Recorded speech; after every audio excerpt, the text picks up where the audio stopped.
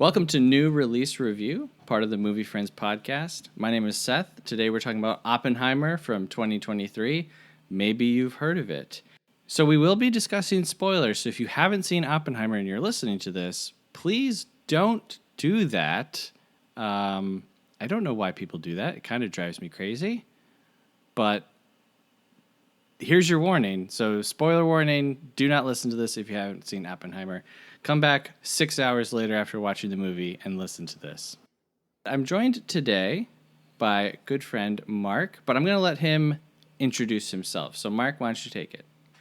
Yo, it's your boy, the Mark Rob, aka Sean Mad Love, aka Pacey Twitter, aka Four Eye Willie, aka Spike Singleton, aka Thick Moranis, because honey, we don't give a fuck about them kids, aka Marco Calrissian, aka Mark Blott. Oh my gosh. So how's it going, buddy? How's it going? That was a good one. AKA the name that I know you by, Silly Goose Magoo. Yes. What's going on, baby? Nothing really. I mean, I just came out of this movie and I felt like the theater should have had like a separate area for people who just watched Oppenheimer and aren't ready to like emerge into the world yet. Because I was just walking around in the supermarket afterwards like, I'm not ready for this. Like, I need to stop and think about what all that meant. And yeah. Anyway, how are you doing? I'm doing good. So I did official Barbenheimer. So Cool. It only counts as Barbenheimer if you watch them both in the same day. And Correct. So my journey to Oppenheimer was very silly, but I will say you definitely need a decontainment area after leaving Oppenheimer, because I was really kind of stuck on how do I feel? How do I think Nolan feels? I know what I saw, but what does it all actually mean? So Yes. I fully get where you're coming from with like, how do you actually process and internalize this movie? Yeah. And I still don't like, part of me felt better. Like every minute that passed, I was like, oh, I think I like this movie more and more. Yeah. And then as I started to think about choices that they made, I was like, I think I like this movie less and less. And so I'm in a very confused like headspace right now. Like you said it well. I know what I saw, right? I'm not confused as to like what the actual movie was. Yeah. I think a lot of people have been really critical of Christopher Nolan for, you know, not taking a clear political stance in a lot of things. Yeah, like... And here it was like, I get it. You don't end a movie showing us like nuclear missiles flying through the air and say like this was all good. Yeah, and like the guy who invented this shit is the good guy after all. Like, huh? Like, right. So right. I actually think the greatest strength of this movie is its limitation in that Christopher Nolan does build neutrality for Robert Oppenheimer. And the idea is, I think, in generally speaking, if you just show the character and you try to have what we think is as little as bias as possible, show the character, show them and their strengths and their weaknesses, and let the audience make a decision. And I think he does that very well, but I don't know how he actually feels about this person and what the actual, like, this piece of art that he actually made. And so one of the most meta things that happened to me like in the screening was like, obviously, you know, there's no real spoiler if there's a bomb in the movie. And so when the bomb goes off and all the scientists are clapping, Oppenheimer's kind of walking through the crowd, shaking hands, kissing toxic babies. And the guy to the left of me started clapping along. And I was like, yo. It's one thing if you're like in the moment. It's one thing if you're like significantly terrified that, you know, Russia or the Nazis are going to bomb you. Okay. But this is 2023, my guy. Like, why are you cheering along? And in that moment, I was like, I think Nolan wants to build neutrality, but what happens if it's on the other side of we have people in the audience who support nuclear weapons? And it's like, Right, right, what the right. hell is going on? That's like the thing where Dave Chappelle had a moment where people on set were laughing a little too hard, and he was like, "What am I making here?" You know, and like Yeah. it caused him to kind of like spiral. And yeah, what is Nolan making here? And I feel like he's definitely going out of his way to justify and defend a lot of what Oppenheimer did while putting in ideas for not defending him. Yeah. At one point, his wife says, after his previous engagement girlfriend died, after she kills herself, she says, "You can't commit the sin and then make us all feel bad for you, Yeah.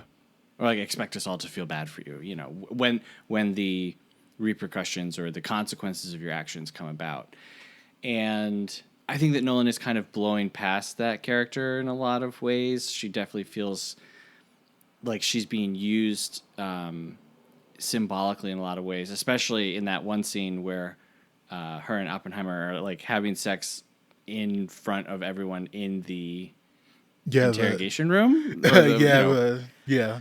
When the wife kind of pitches it. Yeah. Yeah, it was very interesting. So it definitely felt like she was almost like a means to an end, so that that line could be delivered, so that Yeah. like that idea could be introduced to the story and to like understanding Oppenheimer as a whole, because it's kind of like, oh, you feel bad. Oh, well, maybe you shouldn't have like made this bomb then. Yeah. And I think the Florence Pugh character is definitely one of the weaker parts of the movie, and not because of her actual Mm-hmm. performance, because this No. idea that you are trying to, it does feel like he's trying to shoe in some kind of empathy for himself that it Mm-hmm. just didn't necessarily feel natural. And also one of the things I felt was a little bit kind of cheap was, so like you said, like the idea that she she kills herself. Well, in the movie, they're trying to pose it as she may have actually not, and that her death was set up. And Oppenheimer is like pondering this, but then it's like, if this woman was supposedly like the love of your life, and you suspect that the federal government has something to do with her demise, so you're just gonna ignore that and build like the bomb anyway. And so it's Sure. like you kind of want to pander to those, you know, you want to pander a little bit to the leftist groups that Oppenheimer claims he was a part of, but then when Mm-hmm. he throws them kind of under the bus, there's no real kind of resolution for that. It just happens Right. and kind of goes on. And Right. so I do think there are definitely moments that Nolan does kind of sacrifice to make you feel like you should have empathy for Oppenheimer. Um, and I think the biggest like kind of elephant in the room that I don't think they navigate well, and I would assume our Japanese brothers and sisters would not think they navigate well, is the idea that, okay, we see the bomb, we get the, you know, big explosion, we see Oppenheimer have this kind of moment of quasi morality, but we don't actually feel the effects of what those, you know, the tragedy for the Japanese people. And Yeah. so there's a scene where they're like spouting out numbers of how many people died when it hit, how many people died, you know, years afterwards. And you know, he talks about it, okay, but they kind of skirt it to where you talk about it, you address it, but there's no real actual kind of like fighting against it. Like you don't really see him truly actually like have to deal with those feelings, because those are people that died. You know, Yeah. there's no coming back from that. But Oppenheimer gets to be the hero because his wife doesn't shake a guy's hand at the end of the movie. Right. And I mean, I was curious as to how they were going to handle that going in, because I had heard a few people say like, you know, it wouldn't be really be appropriate for them to show that. And I understand that. You Yeah, don't need to show me people being vaporized, and I don't want to see that in this story. I don't need to see that. So I agree. But during that segment where someone is giving a presentation on, you know, the statistics, they're also showing photos. And all the people around Oppenheimer, they're like gasping, and you can tell that they're upset. And he just turns and like looks away. Like he just Yeah, like puts his head down. He doesn't even. We don't even see him looking reckon at it. with what's happening. It's something. I kind of laughed. You know, there was a joke going around about all animated films have to include a panic attack scene. Yeah, true. And there's definitely that throughout Oppenheimer, where there's moments where, like, you know, the screen around him gets fuzzy and you can hear like the noise swelling. And so clearly we're shown that he feels something, but we never see him really like reckon with it. And it did feel a little disrespectful in that scene where he doesn't even look. Like, I get it. If Nolan doesn't want us as the audience to see it for whatever his artistic reasons are, but for Oppenheimer himself to not even look, that was a real choice. That was pretty, yeah, that was pretty intense. Yeah. You mentioned that it's possible that Oppenheimer's girlfriend, you know, played by Florence Pugh, was targeted by the government. Did you get a moment at the end when Strauss is not confirmed and he asks for the names of the holdouts? And the guy says, this guy Kennedy, John Like, F. Kennedy. I was like, wait a minute, are we to believe that Strauss held a grudge for so long that he organized like the killing of John F. Kennedy? I mean, Or were we supposed to like stand and cheer like, yes, that's our guy, JFK? it's very similar to Dark Knight Rises when John Blake is picking up the bag, Right. and the woman's secretary, you should go by your real name. I like that Right. name, Robin. Like, okay, all right, Yeah. Yeah. okay, There were, you know, I, I'm pretty open about my feelings of Christopher Nolan. I put him in the same category as like Spielberg and Scorsese, and it's men who love movies, and their love of like movie making and tricks kind of can get in the way of just telling a story, you know. yeah. And I think there's levels and degrees to that. Nolan seems so obsessed with never telling a story in order. Like he Like, he just he's has it like in any contract, I will not tell a story from start to finish. I don't care what the context is. I don't care if it helps. I don't care if it confuses people. And so there was a lot of things in there. The whole scene with the apple at the beginning, I was like, this is the most Christopher Nolan things I've ever seen in a movie. But I looked it up. Apparently, Oppenheimer actually did try to poison his teacher with a poison I mean, apple. this guy's a real fucking sicko. Not in a Yeah, good man. way. It didn't happen in the way that it happens in the film, obviously. That was Yeah. Nolan's little touch on history. Yeah, and it's funny you compared him to those other directors. I was actually thinking when I left the theater about Wes Anderson and Asteroid City, Hmm. and it's funny how they both released in the same summer. And these are kind of filmmakers who, whether you like their movies or not, they have a very distinct visual language to all their Sure. films. Like Sure. Nolan is interested in science and time. Hmm. For Wes Anderson, when you look at his movies, he's really interested in kind of like symmetry, precision, uh, like balance in the frame. But the biggest difference between Wes Anderson and Nolan is Wes Anderson is always committed to like emotionality Mm. relationships, how they fail, how they work, and how they kind of like mend again. And so with Asteroid City, which I love, like I was kind of having a moment of and I kind of talked about this on our episode that we recorded of I'm actually seeing beyond that now. Like I'm Hmm. looking at the matrix, I don't see the falling digits and codes. I just Yeah. see like what has actually happened with the characters. And Right. so for me, like now I think I've kind of gone over the hump with Wes Anderson to where I can really focus on like what is this actual story about? What is Sure. this, what are these characters actually doing? And for Nolan, I think this movie is extraordinarily crafted. The sound Hmm. design, the photography with on film, I absolutely love. But I'm really trying to get beyond that. I'm really trying to get beyond even these performances, which I think all the performances are really great. Sure. And, you know, how do we kind of get to the core of what this movie is really supposed to be about? And so we have this kind of tortured genius who is now for the first time in his life clashing with morality. But in that, we still don't. I don't really know how Nolan feels. Like, if Nolan wants us to kind of have empathy for these complicated people, I think there's nothing wrong with having that storytelling. But I think there's a little bit more ways to kind of go if you want to do that. Yeah, it feels like, and it could just be very true to life. I think both of us would admit that we're not like Oppenheimer experts here. You know what I'm saying? Yeah, I did not go to school to study atomic warfare. I did not do that. Yeah, I do not know what the J in J. Robert Oppenheimer stands for. But like, one of the biggest points of the movie is Oppenheimer has this like duality. He has this history, right? Is he a communist or is he an American?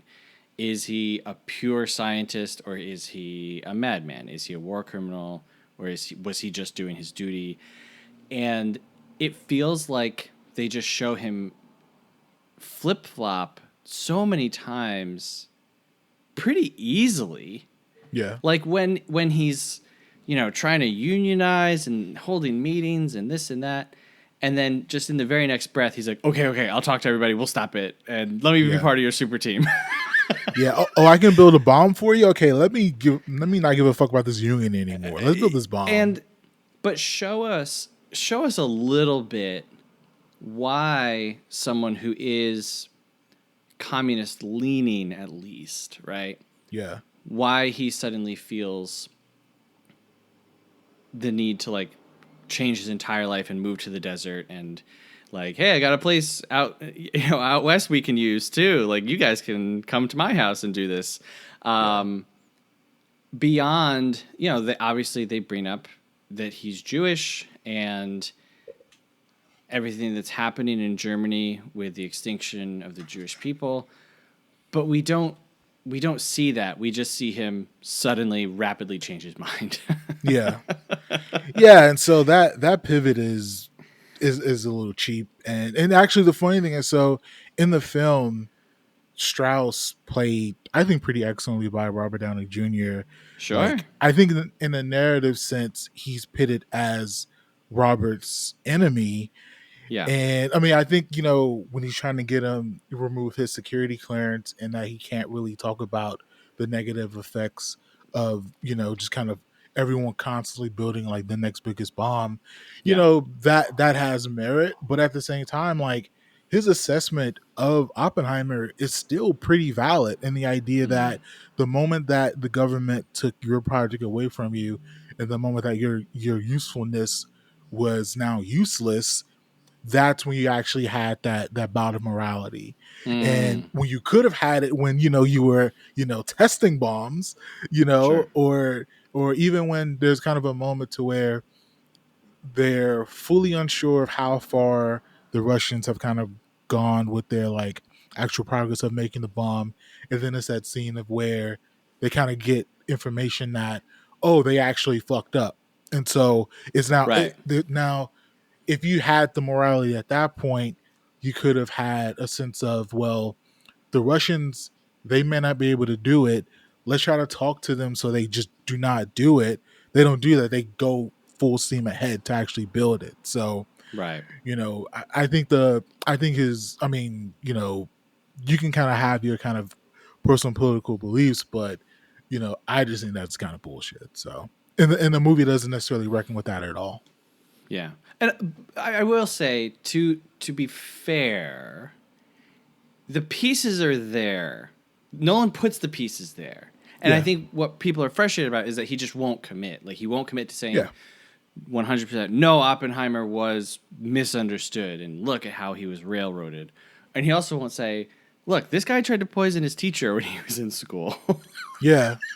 He kind of betrays, his friends and goes off to like, he starts wearing like the military uniform, and like it just feels like a lot of a lot of pieces are there, and over 3 hours, I feel like that's enough time to be a little bit more clear. Yeah. But maybe the movie just isn't saying what I wanted to say, and so that's why I'm not seeing it. I'm not sure. I mean, Because maybe, but look, I was not a physicist in World War II. I I don't was not. know. I was not a Jewish who had my family members killed by Nazis. So Right. So I don't know what I would be doing. I do know, to me, you can't put this huge, dramatic, tense movie magic set piece in the middle of your movie, which is the testing of the bomb, right? yeah, We're pulling out all of the magic tricks from the bag. The music is swelling. You have the different people. You have a little bit of comedy with him putting on sunscreen. You have the countdown. It's every classic thing is all leading to this moment to get you hyped and get the audience drawn into this very moment. To yeah, me, that should have been the discussion of Hitler is now dead. Why are we doing this? exactly. Like, put the focus and the crux of the movie is that. Explore that decision more than just like a 7 minute Yeah, because he like he little scene. he goes from starting like unions to busting up a union against Yeah, him. That's yeah, that's a fucking pivot, yeah. and but Nolan doesn't really want to talk about that. Right, right, right. That's pretty wild. That's pretty fucking So, wild. what did you think about the Trinity test scene? Oh, it was abhorrently breathtaking. Yeah, Like it was fully remarkably crafted. It did what it had to do when they dropped the sound on it and you just kind of witness it. sure. And then you also get kind of Oppenheimer in that classic psycho shot of you're watching him now witness it. I Yep. think it all worked. I can definitely see how for someone who is a tortured genius and who is a theorist, he has all these kind of inclinations of how things should go. And you're Mm-hmm. now seeing a theorist actually see what his theory looks like in real life. And it's abhorrent and it's gross and it's deadly. And for me, it was kind of a totality of I know how I personally feel about this guy. I know how I would like not do this and Mm-hmm. how I probably would have been in those leftist groups that probably would have been considered a commie. And Sure. so now I'm watching this guy kind of do this kind of devastatingly, kind of gross act and full spectacle. Nolan on probably 10 out of 10, I would say, as far as I think for his entire career, when you look at kind of the scale of what Nolan wants to do with action and time and destruction and devastation, I think I think it was probably all leading to this moment in his career.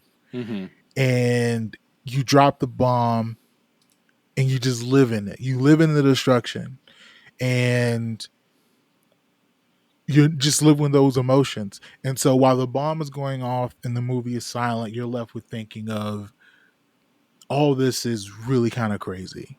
And then you have to Mm-hmm. kind of parcel out where your mind's going to go with this. And then the big crash of the sound and you're brought back to the actual movie. Right. And so I think it's probably the apex of his filmmaking career. Wow. Not saying this is the best movie he's done, Sure, but sure. the faults of Nolan is that other than like pieces of Dark Knight and pieces of like Interstellar, he has a real hard time with building genuine emotion and getting emotion out of his characters. I think in that moment, in that scene, and the countdown leading to it, I think he channeled probably the best emotionality of his career. Wow. Wow. I was really struck with it's gonna sound really strange. when it's this countdown to the bomb going off, and they're all fairly certain they're not going to destroy the world with it, but maybe. Maybe near zero. And they believe that they're in the correct blast zones, and they this and that and everything.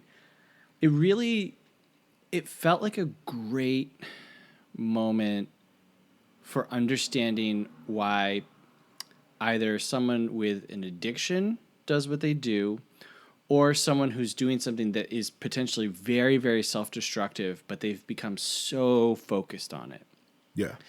That accomplishing that thing is more important than destroying their life or the moral ramifications of it. Like if if you're married and you fall in love with someone else and you're like, all I can think about, is like having an affair with this person, and everything is pointing you in that direction, or like, I'm going to like commit this crime, or I'm going to, and it's almost like you just need to get it done. And then when it's over, then you'll deal with the fallout of it. Right. Yeah. And that's what really struck me. And so it made me feel emotional, not for the war or for what happened, but just for mankind. And I was like, oh, this is why people shouldn't have so much power, because their drive and their single vision can affect everyone on the planet. Absolutely. If I become fixated on like eating an entire box of ice cream sandwiches because I have a hankering, I'm doing damage to myself. Yes. But if, Harry Truman decides that we're going to drop nuclear bombs and this is the only way, like we just have to do this. And when is the test going to be ready? Well, it won't be ready. Well, it has to be ready. Okay, I guess it's going to be ready. And now there's this huge storm. Don't worry about the storm. Don't worry about it. We are doing this thing. And so I know that might be a strange headspace to be in, but for that, I was like, this is pretty great. No, I was a little disappointed with the visual of it, just because Nolan had like played it up so much, and he's like, we didn't, there's no CGI and it's all real. And I was like, okay. And then it was just like flames and stuff. I was like, I see this on a Burger King commercial for the flame grilled Whopper. I'm just kidding. I'm not trying to take away from their. Now, Burger King. Hopefully, Burger King doesn't give you the emotionality of the nuclear bomb countdown. Right. But no, like I think that. Like I said, I think Nolan really accomplished things in this movie in his career that he just kind of hadn't touched on. Now we talked about some of the faults, and even like the testing site, they even skipped over the small displacement of Native Americans to that land. Sure. We like it never came up at all. It was like a one sentence blurb, and so. There are just certain things that, and this is kind of the trappings of filmmaking. You have to make choices that is just going to sacrifice stories. Like, and there's kind of no way around it. And so either you want to make Chernobyl or you want to make Oppenheimer. And so for Nolan, I think that this is probably, I don't know where his career kind of goes from here. Like, I don't know what the next thing is going to be. Are we going to get another genius torture white man who wants to destroy mankind? Or are we going to get Joseph Gordon-Levitt finally as Robin? Like you just never know. You just never know. But I think it's a step in the right direction. I'm a really big fan of Nolan's first two films, Following and Memento. Following is so underrated. Yeah, but probably because it's so hard to see. Probably, but I think Following is pretty good. Well, I think if you are introduced to Nolan through like Inception, and then you're like, oh, watch this other movie, it's better. You're gonna be like, this is not better, even though I think it is. But you see his fingerprints, you see his DNA all over those two movies.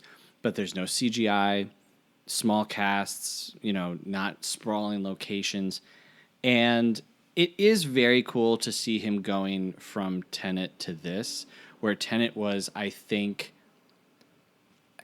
please I think it's excuse a me, full but regression. I think it's a full regression. Tenet was bad. it's bottom. I'm hoping that it's the bottom for him, and he's now starting to make his way out to what I would consider more interesting films. It is definitely just a movie about, a man who has to go against everything to do what's right by the sweat of his brow. And I am bored with stories like that, because that is just, the cowboy and the soldier and the mobster, right? Yeah. In America, we love stories about them. Yeah. It hurts them to accomplish what they accomplish. They break the law to accomplish what they leave their family, all of those different things. But by sheer willpower, most of the time, they get the thing done and they're the hero.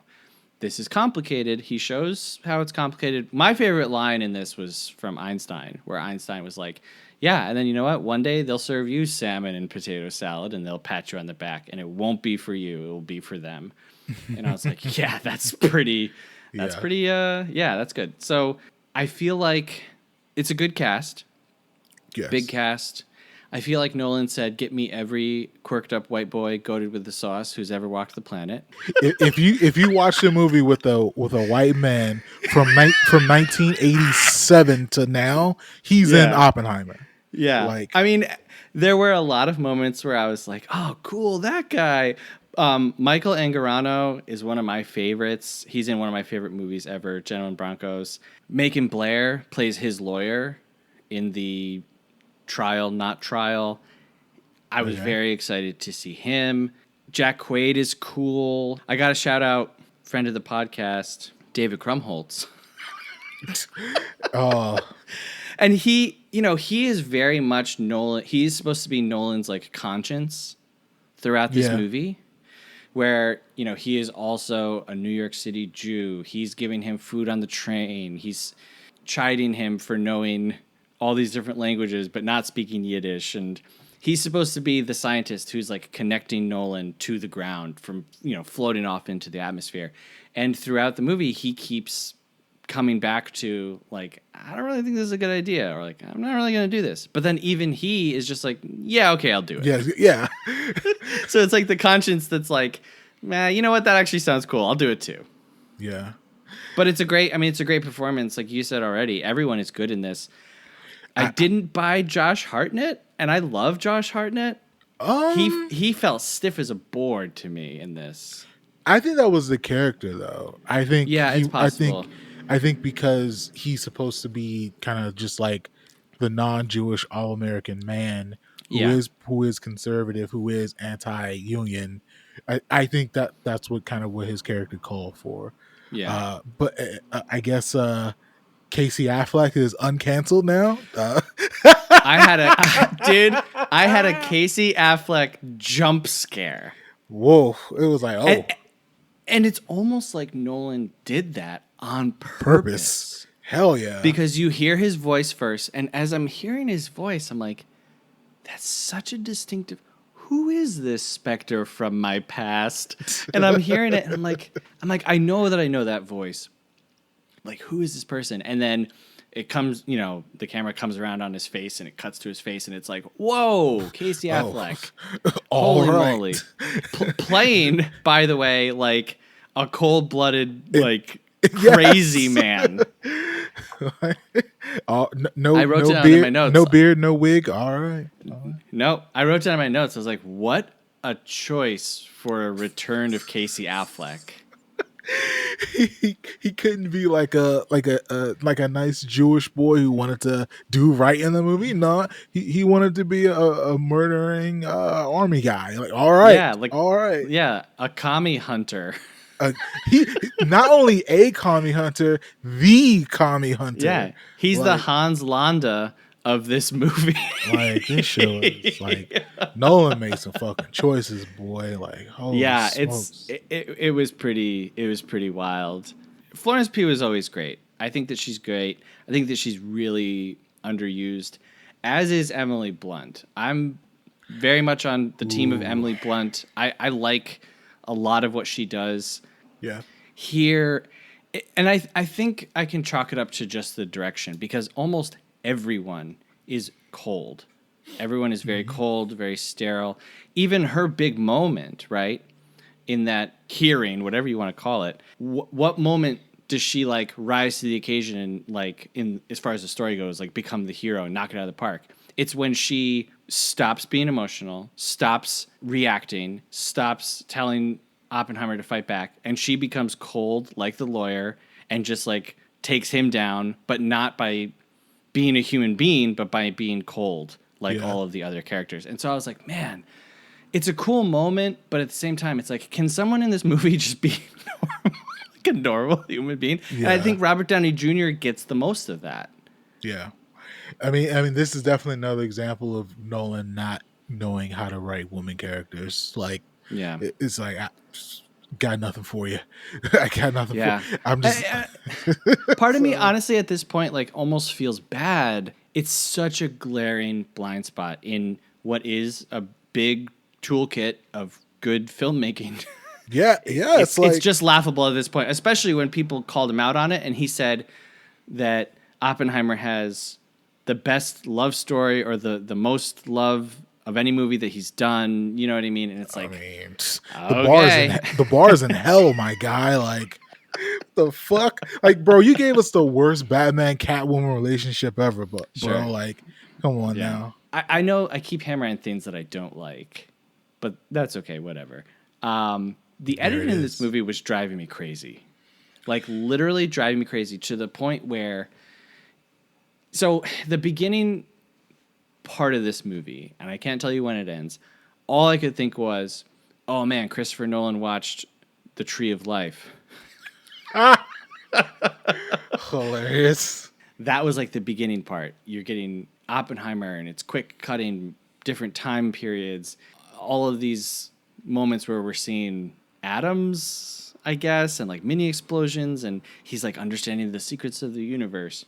And then we get into the exposition part, right? Which Alden Ehrenreich was spitting more exposition in a movie than I think I've ever seen before. I mean, he was holding hands, boy, to get to point A to point B. I was like, all right, okay, he's doing it. I started counting on my fingers, which I know this is horrible, and people are going to say, Seth, just watch the movie. And I did. I was able to like let go and re-enter into just watching mode. But I was literally counting on my fingers. Okay, how long will this shot last? 1, 2, 3. Okay, 1, 2, 3. 1, 2, 3, 4. And it was just like cut after cut after cut. And the part where I noticed it the most was when he first meets with Josh Hartnett. Dude, the camera is not staying on anyone in this movie. Yeah. For them to give a full performance. You know what I mean? Like we're moving around. We're cutting back and forth between two different characters. It's like just sit on someone and let them say a bunch of words. Yeah. Like, Oppenheimer's story jumps. They're very violent. Like we like I can't even count how many years like we expand like before we even get to like that moment, for example, when he meets Hartnett, and then like it feels like 5 minutes later Hartnett is like, I'm on the bomb making team. You can't be on the team until you get rid of those fucking commies. Then he's like, all right, cool, I'm in. Like, and that happens very, very quickly. So the editing it's at breakneck speed. I will say so very quickly. I should have said this probably earlier, but I actually arrived late to the movie. The movie was supposed to start at 10:15. At 10 o'clock, I realized I was at the wrong movie theater. It was 21 minutes away. I've done that. And so I hop on the highway. I'm doing 100 on 10. I'm weaving in and out of traffic, hearts racing, whatever. Yeah. I finally get there, finally get parking, finally get to the theater, and people are like walking out of the theater. I'm like, what the hell is going on? And they're like, oh, it's not going to start for 20 or 30 minutes. And so it's also, and for those who don't know, like the 70 mil IMAX print has been having problems. I even heard one theater, the ship got lost, like the shipping of the film got lost. And so whatever reason, my screening, and actually the theater I saw it in a couple of nights ago, it actually had problems with the audio. And so when I Wow. got there, it was 20, 30 minutes late. And then, and so I'm like outside of the theater waiting just for like someone to come by and like gather folks. They don't do Sure. that. They just start playing the movie and you hear this big ass explosion. And I'm like, okay, I gotta find my fucking seat in the dark. And so I missed like the first like 3 or 4 minutes of the movie. Sure. Sure. And so I'm like trying to catch up, was trying to figure out like what's happening. And then that cause kind of like started to kind of get my bearings of what was going on, Sure. whatever. But yeah, they gotta get these screenings fixed or whatever. But even still, like the editing, the pacing, very quick, very fast, and I feel like even if I had like seen it from the beginning, I still feel like I would have been catching up to just something and trying to Sure. figure out I spent like the biggest part of like the first act trying to figure out. I mean, I know obviously like what the destination is, but still, like, where are we going? Like, what are we supposed to be feeling? What is Yeah. he supposed to be feeling? And so I think it's a little bit funny on the editing. Did you have a favorite performance in this movie? I mean, Florence Pugh riding on the bed, but I think it's probably RDJ. I really love Okay. Robert, and I was talking to folks last night, and this really feels not like Robert Downey Jr. being Iron Man, being Louis Strauss. It Sure. feels like he Yeah. just. It feels like when he was kind of prophesized in the '80s to be, oh no, he's going to be this special talent that we have for an actor, and then obviously life got in the way and it got derailed. This feels like if we would have had a time machine in 1988 and we saw this performance back then, we'd be like, oh, he probably has like at least Sure. 2 Best Actor awards already. And Sure. so I think the levels that he was playing on was really good because even in a movie like Zodiac, for example, that doesn't really feel like he's a reporter like who stumbled on this like mass murder. It just feels like Robert Downey Jr. who happens to be a performer who stumbled onto this mass murderer. So Mm-hmm. I thought his performance was really great, and I think he definitely. Well, I don't want to say definitely, but I think he has a chance of getting nominated for Best Supporting Actor. I would Sure. say Oh I yeah. would say Cillian Murphy is going to get nominated for Best Lead. Yeah. I He don't see how he can't. Yeah. Yeah. Even though Emily Blunt didn't really get much, she kind of maximized her limitedness or her Mm-hmm. limited character, I would say. But I would say those who for sure are going to have nominations. Who was your favorite performance, or did you even have one? I was really hoping for Killian to have more. Like he's in this movie. Yeah, He's good in this movie, and he's got tons of screen time.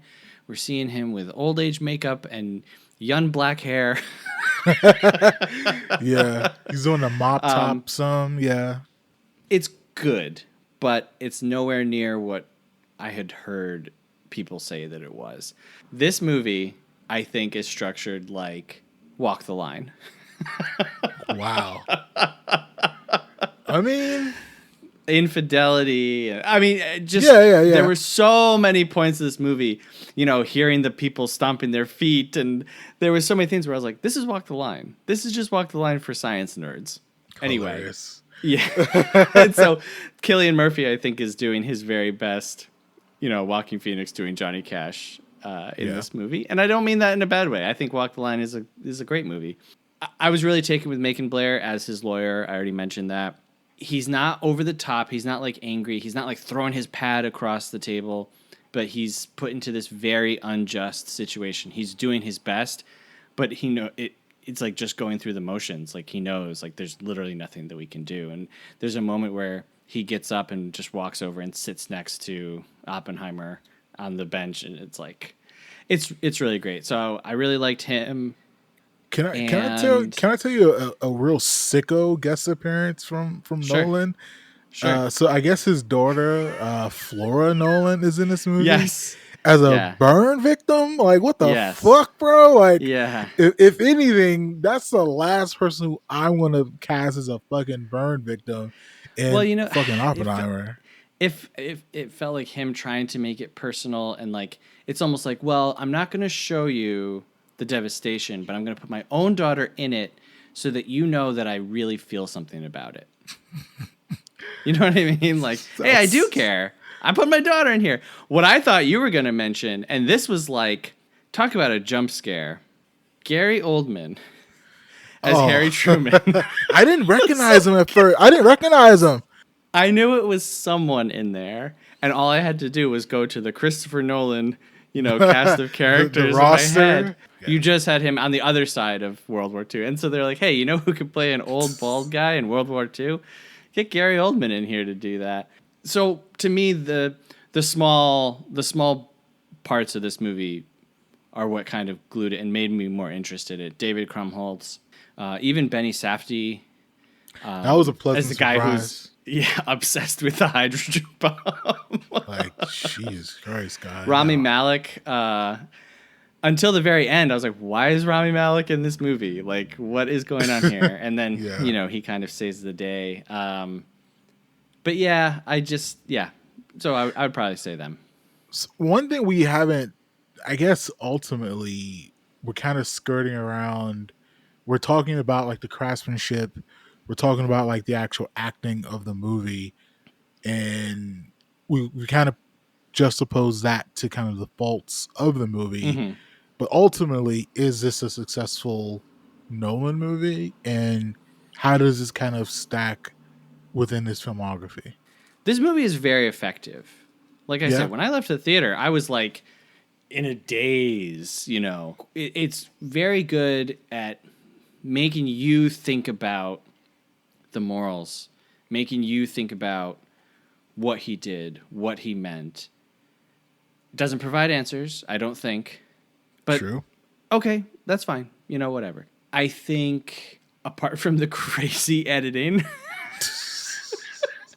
and perhaps some of the character directing, some of the acting directing, I think that it works on all levels. I think that it's a great movie. Like I said to my wife, this is a good example of a great movie that I don't really like that much. But I can separate the two things and say, oh, yeah, this is a great movie. I think anytime you make a movie that's 3 hours, 3.5 hours, 4 hours long, even like Avatar, the second Avatar movie, I don't care for that movie at all. It's still a feat of movie making. It still should be listed among big epics and pushing the boundaries of CGI and all that stuff. I didn't like the movie at all.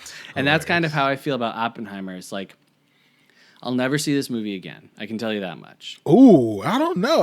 I'll never see this movie again. I think I want to catch it while it's still in theaters one more time. Sure.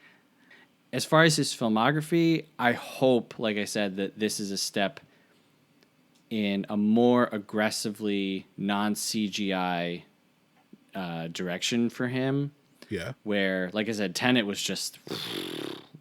It was rough. It was all spectacle and almost nothing else. Although John David Washington in that movie is so funny to me. Everyone thinks that he's like boring and bland in that. I was like, this guy's cool, man. Like, I don't know, man. Like and Robert Pattinson. I thought the two of them were great in that movie. But yeah, I hope that this is a step in the right direction, that he's maybe coming down to earth a little bit with his filmmaking.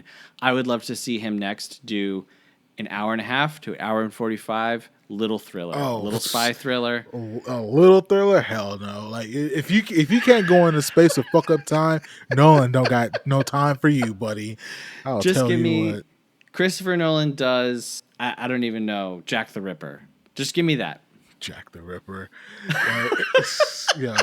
Nolan, if you cannot figure a way to bend the space-time continuum, right? Like he's just not interested. He's not getting out of bed for that. Right.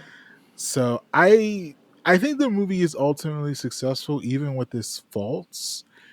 Like I said, I think he has a moment that's the best of his career, Hmm. but I this is not his best movie overall, but it's a definite rebound from Tenet. And I mean, I would say I would the Dark Knight Rises kind of is aging like worse as kind of time goes on. Sure. Yeah. I think Oppenheimer it's middle upper tier, but not like top tier. But it is definitely a rebound from Tenet. I would say it's better than Dark Knight Rises, and I mean he's still accomplished enough that I'm interested to see what he does next. Like Hmm. I have faults with him. I have faults with especially him. It really kind of came across as if he wanted us to die to watch Tenet, which Yes. no, like Which, that. by the way, I almost did. I traveled an hour and a half to go to the only theater in the area that was playing it, and I was like, I'm really about to die to see this movie. Yeah, man. Like he and And then he, it was over, and I was like, for that? For that, yo, Nolan? Come on, bro. Like, you did me dirty with that, bro. he did people's lungs dirty with that fucking Yeah. movie. Right. But I guess he's back. I guess Casey Affleck's back. I Uh, guess so. I guess You white men are cannot. back. Hey, like Oppenheimer says, you can't keep a good man down. Jesus Christ. But you can give his baby away and not Oh ever my have to god. answer for it.